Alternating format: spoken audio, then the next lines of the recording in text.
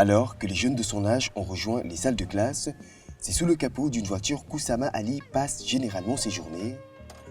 À seulement 15 ans, le jeune apprenti mécanicien a déjà investi le milieu professionnel. L'école, les jeux entre camarades constituent désormais un luxe que ne peut s'offrir ce jeune émancipé. Cela fait 3 ans que le jeune homme alterne entre le garage et son village de Saï situé à 40 km de Niamey, un véritable emploi du temps de soutien de famille. Nous sommes 5 enfants dans ma famille et mon père est trop âgé pour tous nous prendre en charge. J'ai donc décidé de venir gagner ma vie ici pour les aider. Je viens en ville travailler durant la période de l'année scolaire et je rentre au village à la saison des pluies aider mes frères à cultiver les champs. Pour l'instant, je ne gagne pas beaucoup, mais c'est beaucoup mieux que si j'étais resté chez moi. Au Niger, le cas d'Oussama est loin d'être isolé et dans la capitale, ce sont plusieurs dizaines de ses camarades, parfois très jeunes, qui ont fait de la chaussée leur espace de travail. Entre laveurs et vendeurs ambulants, la plupart ont déjà troqué leur enfance contre de petits boulots. Le droit à l'éducation, à la santé ou encore à la protection consacrés par la Convention des Nations Unies sont ici loin d'être acquis. Une situation que nous dépeint Amadou Ousmane, spécialiste en population et développement au ministère de la Population.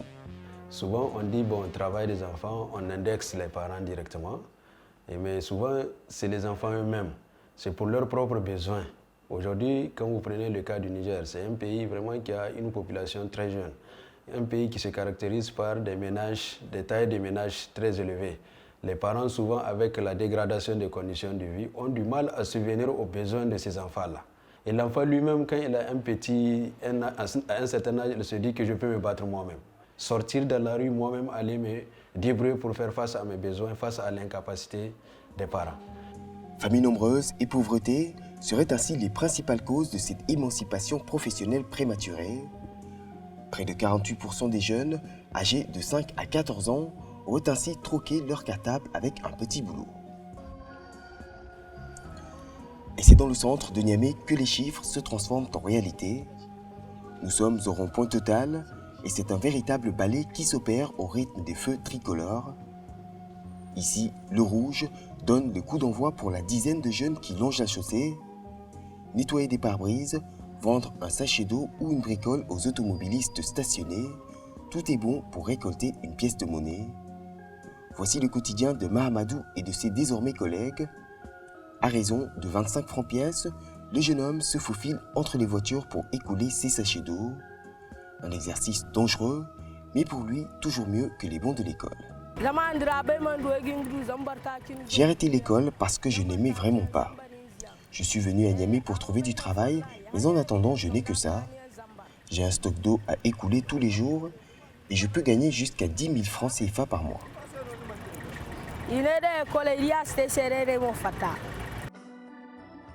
Cela fait 3 ans qu'Idrissa a lui aussi quitté les bancs de l'école en classe de 3e.